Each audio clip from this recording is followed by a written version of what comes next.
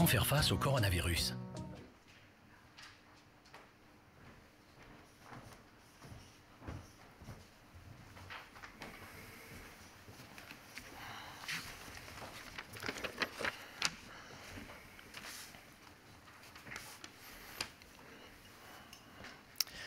Bonjour tout le monde, goedemorgen iedereen. We zijn nu vrijdag 17 april. Bedankt om hier aanwezig te zijn. We gaan direct beginnen met onze informatiemoment en ik zal het woord geven aan Steven van Gucht om meer informatie te krijgen rond die pandemie. Goedemorgen iedereen, bonjour tout le monde. Zoals elke dag presenteren we u de evolutie van de belangrijkste cijfers van de laatste 24 uur. Wij willen er u ook op wijzen dat er een meer gedetailleerd overzicht van alle cijfers, een epidemiologisch bulletin, elke dag ook beschikbaar staat op onze website, op de website van Sciensano. Voor wat betreft de cijfers van de voorbije 24 uur. 320 nieuwe patiënten zijn opgenomen in het ziekenhuis en 399 patiënten hebben het ziekenhuis mogen verlaten. Dat brengt het totaal aantal patiënten dat in het ziekenhuis ligt op 5.161. Dat is een daling van 148. 1.140 patiënten liggen op intensieve zorgen. Dat is een daling van 42. En 846 patiënten worden beademd. Dat is een daling van 22. De afgelopen 24 uur werden er 313 overlijdens gerapporteerd. 153 in Vlaanderen, 93 in Wallonië, 67 in Brussel. Van die 313 overlijdens kwamen er 114 uit het ziekenhuis. Dat zijn allemaal bevestigde overlijdens. En 199 uit de woonzorgcentra. Van die 199 overlijdens in de woonzorgcentra waren er 24% bevestigd in het labo en de overige gaat om vermoedelijke gevallen op basis van ziektesymptomen. Dat brengt het totaal aantal overlijdens in België op 5.163, waarvan in totaal 48% in de hospitalen en 50% geregistreerd werden in woonzorgcentra. De afgelopen 24 uur werden er in totaal 1329 nieuwe bevestigde gevallen gerapporteerd. Merendeel daarvan komt via het klassieke rapporteringskanaal, 1287. En 42 bevestigde gevallen kwamen uit de studie van de woonzorgcentra. Betreft het totaal aantal nieuwe bevestigde gevallen, verdeeld per regio, werden er 585 vastgesteld in Vlaanderen, 581 in Wallonië, 143 in Brussel en 20 van onbekende origine. Dat brengt het totaal aantal bevestigde gevallen in België op 36.138.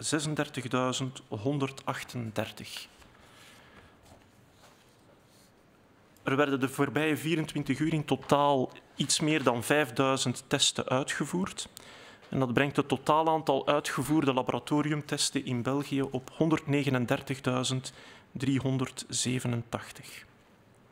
Dank u. Bonjour à tous, goedemorgen iedereen. Aujourd'hui nous faisons le point sur la situation du 16 avril. Comme chaque jour, nous allons parcourir les chiffres les plus importants dans le suivi de cette épidémie. Nous voudrions cependant vous rappeler qu'une analyse plus approfondie est réalisée et publiée au quotidien, un bulletin épidémiologique, sur le site de Sciensano, notre Institut national de santé publique. Au cours des 24 dernières heures, 320 personnes ont été admises à l'hôpital dans le cadre d'une infection à coronavirus et 399 patients ont pu quitter l'hôpital. Cela porte à 5161 le nombre de personnes qui sont actuellement hospitalisées. C'est une diminution de 148 personnes par rapport à hier. Parmi ces personnes, 1140 sont aux soins intensifs. C'est une diminution de 42 par rapport à hier. Et 846 nécessitent une assistance pour respirer. C'est une diminution de 22 par rapport à hier. Au cours des 24 dernières heures, nous avons également été informés du décès de 313 personnes, dont 153 en Flandre, 93 en Wallonie et 67 à Bruxelles.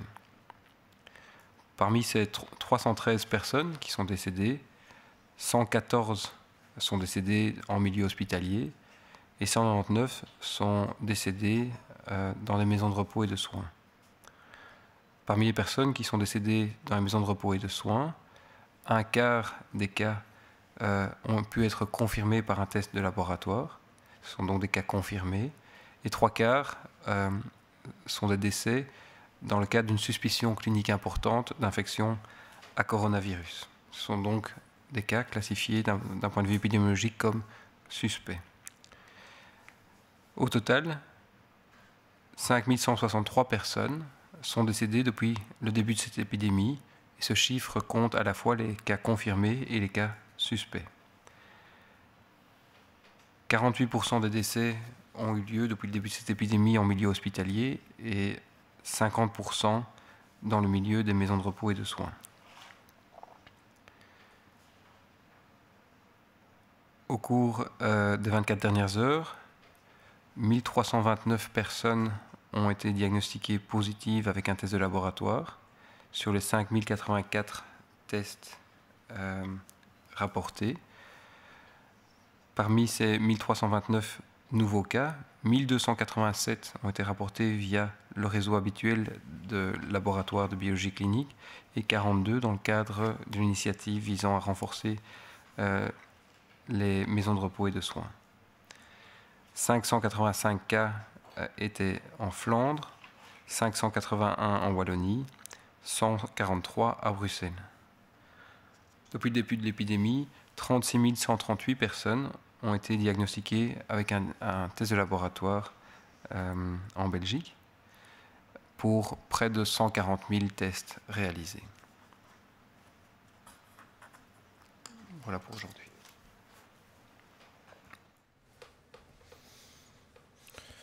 Goedemorgen. De cijfers van de afgelopen dagen tonen aan dat de kracht van het virus afneemt. Dat danken we aan onze collectieve inspanning van de afgelopen weken om thuis te blijven en enkel essentiële verplaatsingen te maken. We mogen echter niet uit het oog verliezen dat de situatie in de zorgsector nog steeds zeer zwaar is. Tuincentra en doe-het-zelf-zaken mogen vanaf morgen terug open. De Nationale Veiligheidsraad nam deze beslissing om onze tijd thuis nuttig en aangenamer te kunnen invullen. Werken in de tuin of klussen vraagt fysieke inspanning en verzet onze gedachten in deze periode. De opening van de tuincentra en de doe-het-zelf-zaken moet verlopen met respect voor de geldende coronamaatregelen, zoals deze bijvoorbeeld al langer gelden voor de supermarkten. We herhalen de belangrijkste maatregelen. De fysieke afstand tussen de klanten onderling, maar ook tussen de klanten en de medewerkers, moet steeds gerespecteerd zijn. De fysieke afstand van 1,5 meter geldt zowel in de winkel als aan de kassa en de parking.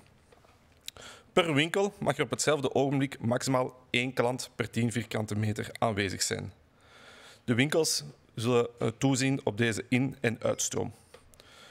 Een winkelbezoek mag maximaal een half uur duren. En het is absoluut niet de bedoeling om er een familieuitstap van te maken. Je winkelt daarom ook alleen. De uitbaters en het winkelpersoneel zullen inspanningen doen om deze maatregelen te laten naleven. Ook ieder van ons moet zijn verantwoordelijkheid hierin opnemen om de fysieke afstand ten allen tijde te bewaren. Het is een collectieve inspanning en verantwoordelijkheid. Is het bijvoorbeeld te druk aan de winkel, kan dat op een later tijdstip terug. Een maximale spreiding draagt bij tot het voorkomen van het virus. Heb respect voor de veiligheid van de medewerkers en van de andere klanten. Het gaat om de gezondheid van ons allemaal. Maak het beste van het komende weekend, uiteraard met respect voor de gekende maatregelen, enkel essentiële verplaatsingen en geen bijeenkomsten. Het gezamenlijke doel is heel duidelijk. De curve moet nog verder naar beneden. Blijf dus volhouden. Samen kunnen we dit. Dank u wel.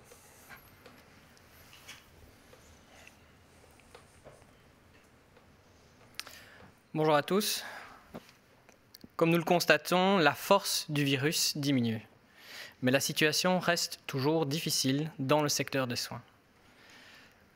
Nous pouvons que saluer les efforts de chacun ces dernières semaines de rester à la maison et de ne se déplacer que lorsque c'est vraiment essentiel. Les pépinières et les magasins de bricolage, comme vous le savez, pourront rouvrir à partir de samedi. Le Conseil national de sécurité a pris cette décision afin de rendre plus supportable ce temps que nous passons chez nous. On sait que travailler à la maison, travailler dans son jardin, dans son appartement, sur son balcon, demande certains efforts physiques qui permettent, mine de rien, aussi à nos pensées de s'évader quelque peu. L'ouverture des pépinières et des magasins de bricolage doit se dérouler dans le respect le plus strict des mesures contre le coronavirus qui ont été mises en place. Ce sont les mêmes mesures que celles qui sont aujourd'hui d'application dans les supermarchés. Et nous souhaitons aujourd'hui les rappeler car elles sont importantes. Cette distance physique de sécurité que nous nous sommes mis entre nous depuis quelques semaines doit être respectée aussi dans ces magasins, que ce soit entre clients et le personnel du magasin. C'est une distance de 1,50 m qui doit être respectée dans le magasin, mais également à la caisse par exemple ou sur le parking. Dans chaque magasin, au même moment, il ne pourrait y avoir qu'un client par 10 mètres carrés. Ce sont évidemment les exploitants de magasins qui vont veiller au flux entrant et sortant. Dans le magasin, nous ne resterons qu'une demi-heure pour faciliter justement et permettre à chacun de pouvoir profiter au mieux de ce moment pour prendre ce qu'il a besoin. Mais on le rappelle, le fait de se rendre dans un tel magasin de bricolage ou une pépinière n'est pas une excursion familiale. Vous ne pouvez y aller que tout seul pour prendre juste le matériel nécessaire. Les exploitants et le personnel des magasins vont faire tout ce qu'ils peuvent pour nous aider à respecter ces consignes de santé publique. Mais il en va aussi et surtout de la responsabilité de chacun d'entre nous, de respecter ces consignes et cette distance physique. C'est un effort collectif et une responsabilité collégiale. Que faire s'il y a trop de monde à l'entrée du magasin ou dans le magasin? Mais revenez plus tard. Il faut bien être conscient qu'une répartition maximale est essentielle pour prévenir toute contamination. Ayons donc du respect pour la sécurité des collaborateurs, des autres clients. Il en va de notre santé à tous. Faisons de notre mieux durant ce week-end pour respecter ces mesures renforcées. Et pour rappel, n'effectuons que des déplacements essentiels et tout rassemblement est toujours interdit. L'objectif commun est assez clair. La courbe doit encore diminuer. Tenons bon et nous savons qu'ensemble, nous pouvons le faire. Merci. On va passer à quelques questions reçues aujourd'hui. En Allemagne, le taux d'infection a diminué de 3 en mars à 0,7. Quel est le chiffre actuel pour la Belgique ?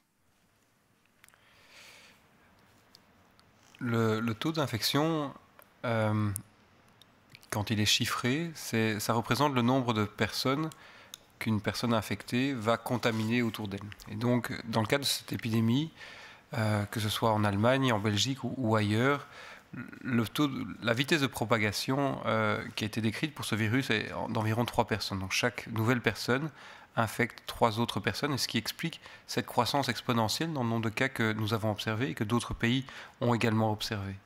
Toutes les mesures que nous prenons et que nous allons continuer à prendre ont pour but de ralentir l'épidémie, donc que chaque personne qui se retrouve infectée infecte le moins possible de personnes autour d'elle. Aujourd'hui en Belgique, une nouvelle personne infectée contamine environ 0,8 personnes, c'est-à-dire moins de 1 personne, et ce qui montre bien que toutes les mesures que nous prenons ont un effet sur le ralentissement de la propagation de cette épidémie. Au plus nous allons nous rapprocher de zéro, au plus nous allons pouvoir reprendre le contrôle sur la propagation de ce virus, mais reprendre le contrôle nécessite évidemment de maintenir un certain nombre de mesures, d'en ajouter d'autres et de faire extrêmement attention à la façon dont au quotidien chacun se comporte, et quand on est malade, faire très attention de ne pas exposer les personnes autour de soi.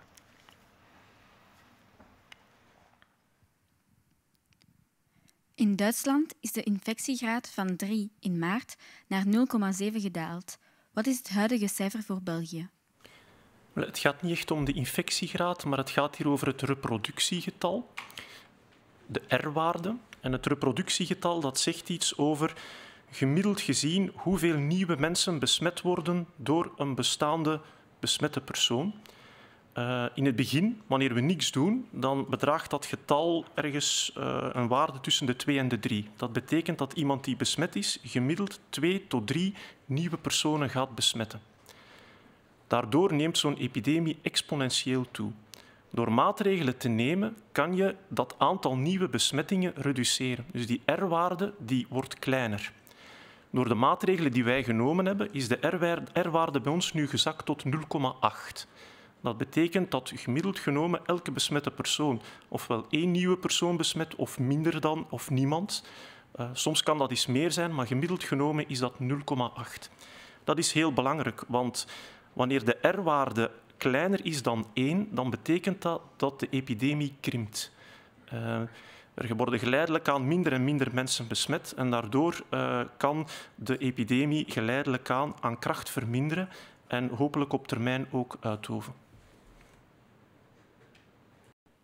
Er wordt gezegd dat we een nieuwe piek mogen verwachten in de ziekenhuisopnames door het paasweekend. Wanneer zou dat gebeuren? Zou dat sommige van onze ziekenhuizen kunnen verzadigen? Wel, ik denk niet en ik hoop niet dat er een nieuwe piek zit aan te komen. We volgen met z'n allen in grote mate toch nog altijd de maatregelen. Dat is belangrijk. En zolang we dat blijven doen, denk ik dat we de verspreiding van het virus verder gaan kunnen indijken. Het is wel zo, dat is wel een belangrijke waarschuwing, dat al wat we vandaag doen, we pas binnen een 2-tal weken in de cijfers gaan zien. Dus daarom dat we wel heel voorzichtig moeten zijn en niet te vroeg mogen lossen. Maar ik verwacht niet dat het een grote impact gaat hebben op de cijfers binnen 2 weken.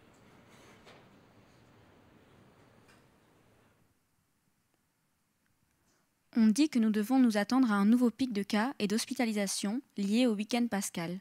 Quand pourrait-il avoir lieu? Pourrait-il mettre en péril certains de nos hôpitaux proches de la saturation?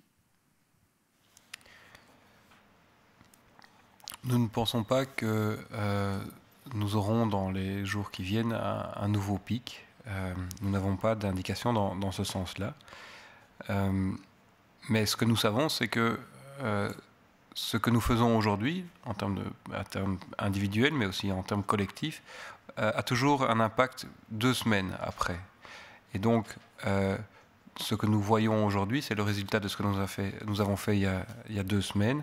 Et ce que nous faisons aujourd'hui aura un impact dans les 2 semaines qui suivent. Et ça, c'est vraiment un message extrêmement important, c'est que chaque comportement, adaptation de nos comportements, aura un impact dans les 2 semaines qui viennent. Et donc, oui, si à certains moments, il y a un relâchement dans certaines mesures, pour l'une ou l'autre raison, nous pouvons nous attendre à avoir un impact 2 semaines par la suite, que ce soit dans un sens ou dans l'autre.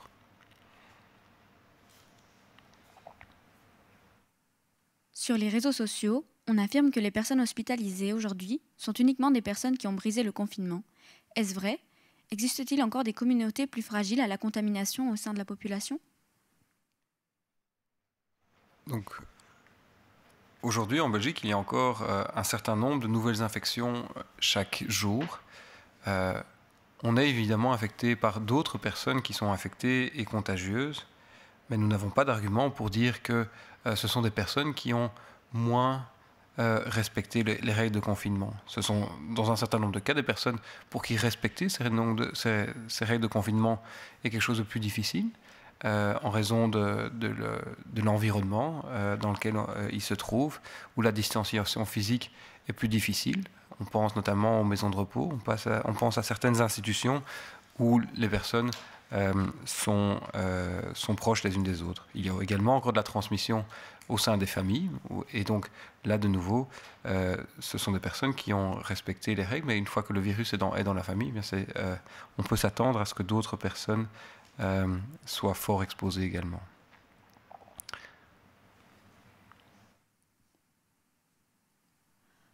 Op sociale media wordt gezegd dat de mensen die vandaag in het ziekenhuis zijn opgenomen alleen mensen zijn die de maatregelen niet hebben nageleefd. Is dat waar? Zijn er gemeenschappen die meer kwetsbaar zijn voor een besmetting? Nee, dat klopt niet. Wat we zien in de cijfers is dat de gemiddelde leeftijd van de mensen die opgenomen wordt in het ziekenhuis eerder aan het stijgen is. Wat waarschijnlijk de situatie in de woonzorgcentra reflecteert, waarbij we een aantal uitbraken zien in woonzorgcentra. Een deel van die mensen wordt gehospitaliseerd. En we zien dus eerder een stijging van de gemiddelde leeftijd, maar dat is de enige tendens die we opmerken. Het is ook belangrijk om nog eens op te benadrukken dat het gevaarlijk is om schuldigen te zoeken. Een virus is niemand zijn fout. Dat is iets dat gebeurt. Het is wel belangrijk dat we met z'n allen zo solidair mogelijk de maatregelen respecteren. Hoe breder dat gedragen wordt, hoe groter de impact is die we kunnen hebben op de epidemie. We mogen ook niet vergeten dat door de maatregelen die er genomen zijn, we de virusverspreiding niet volledig kunnen verhinderen. Het is normaal dat dit virus nog steeds in beperkte mate kan spreiden. We hebben nog altijd een zekere mate van contacten met elkaar. We komen met elkaar op contact op het werk, in het gezin, in de zorg. We kunnen dat niet altijd vermijden. Maar die verspreiding die gebeurt wel veel trager dan dat ze normaal zou doen. Dat zien we bijvoorbeeld ook in dat reproductiegetal. Vroeger was dat 3, nu is dat 0,8. Dat toont dat dit virus veel meer moeite krijgt om nog te kunnen spreiden van mens tot mens. En hoe minder mensen nu nog besmet worden, hoe groter die moeite gaat worden om nog verder te verspreiden en hoe meer de uitbraak gaat krimpen. Zou het kunnen dat dit virus afkomstig is van een Chinees labo, door een menselijke of andere soort fout tijdens een onderzoek bijvoorbeeld? Er is geen enkel indicatie toe dat dit een virus is afkomstig uit een labo, door een ongeluk of gemaakt door mensenhanden. Integendeel, we weten dat er nauwe verwanten van dit virus circuleren bij vleermuizen in het wild in China. Niet in België, maar wel in China. En dat er heel veel mogelijkheden zijn geweest en nog zijn voor dit virus om te spreiden van vleermuis naar mens. Mogelijk is dit gebeurd via een tussengastheer, een ander zoogdier dat een brug heeft gevormd tussen de vleermuis en de mens. Vleermuizen worden geconsumeerd, ze worden gevangen in China. Er wordt ook de mest van vleermuizen, de guano, wordt verzameld als meststof. Er zijn heel veel mogelijkheden waarop dit virus vanuit de natuur kon overspringen naar mensen. En plus, daarboven weten we ook, als we kijken naar de genetische samenstelling van dit virus, dan lijkt dit veel meer op een virus dat spontaan ontstaan is in de natuur dan iets dat gemaakt is door mensenhanden. En de wetenschap is daar heel duidelijk over.